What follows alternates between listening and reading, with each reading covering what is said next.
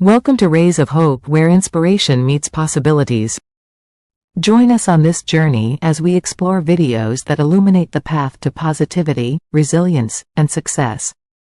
We all have an ego, but where does it come from? This inner voice shaping our identity, decisions, and self-worth has roots in both psychology and philosophy.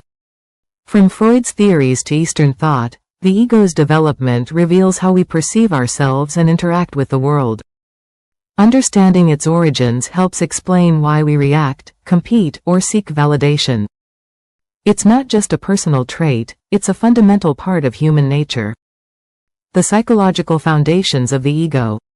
The ego isn't just a vague idea, it's a psychological construct with deep roots. Early thinkers like Freud mapped out its role, while modern psychology refines its purpose. Here's how the ego functions, from theory to real-world behavior. Freud's structural model, ID, ego, and superego. Freud saw the mind as a battleground.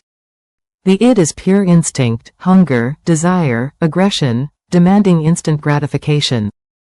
The superego is the moral enforcer, shaped by societal rules and guilt. Stuck in the middle? The ego, which negotiates between these extremes to keep us functional. Imagine craving a second dessert, id, while hearing your inner critic call it unhealthy, superego. The ego steps in, maybe allowing a small treat or delaying it, balancing pleasure and restraint. This tug of war happens constantly, shaping decisions from career choices to relationships. The ego in contemporary psychology. Modern psychology views the ego more flexibly. It's not just a referee but an adaptive tool. Healthy ego function helps us problem solve by weighing logic against emotion. Maintain self-esteem without tipping into arrogance. Handle criticism without collapsing into self-doubt. But the ego has pitfalls. When overinflated, it leads to narcissism. When fragile, it crumbles under pressure. Therapists now focus on ego strength, building resilience without losing touch with reality. Think of it like a muscle. Too weak, and you're easily shaken. Too rigid, and you can't adapt. The ego's job hasn't changed, it's still about balance. But today, we see it as dynamic, shaped by experiences and capable of growth. Philosophical roots of the ego. While psychology explains how the ego functions, philosophy asks a deeper question. Why does it exist at all? Western thinkers have wrestled with the ego's role in human identity, from its first clear definition to its existential challenges. Descartes and the birth of the modern ego. René Descartes changed the game with 4 words. Cogito, ergo sum, I think, therefore I am. Before him, the self was often tied to religion or external forces. Descartes flipped the script, arguing that self-awareness itself proves our existence. This wasn't just abstract theory. It made the ego the center of human experience. If your thoughts confirm you exist, then your identity hinges on your inner world, not just your body or society. His ideas set the stage for later debates. Rationalists, like Spinoza, saw the ego as a thinking entity, separate from physical desires. Empiricists, like Locke, linked it to personal experiences and memory. Descartes' focus on introspection still echoes today. Ever paused to ask, why'd I believe this? You're using his playbook.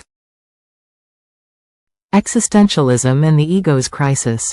Existentialists took Descartes' self-aware ego and cranked up the tension.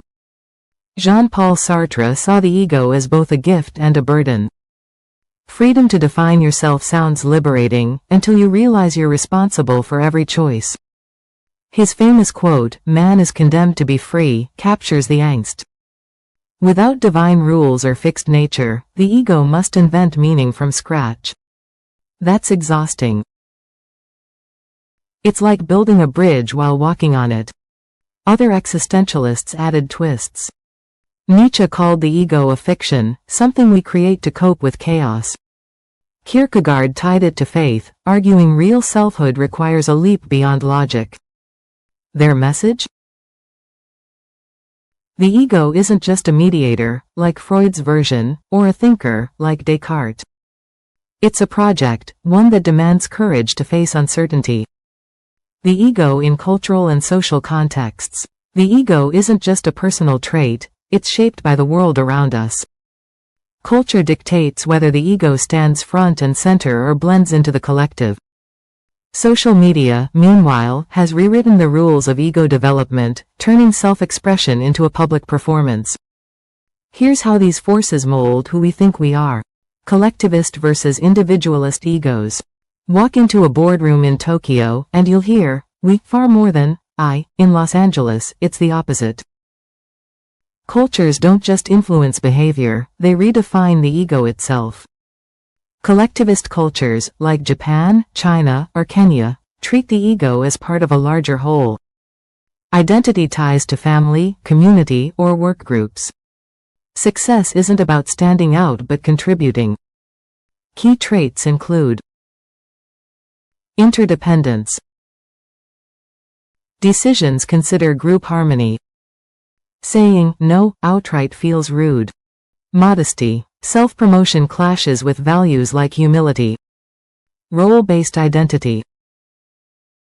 You're a parent, employee, or neighbor first. Individualist cultures, like the US or Germany, celebrate the ego as independent. Identity comes from personal achievements and unique traits. Here's what stands out. Self-expression. Opinions and desires take priority. Being true to yourself is a virtue. Competition. Standing out is rewarded, whether in careers or social media. Autonomy. Life choices, careers, relationships, focus on personal fulfillment. Anthropologists call this the self-construal theory.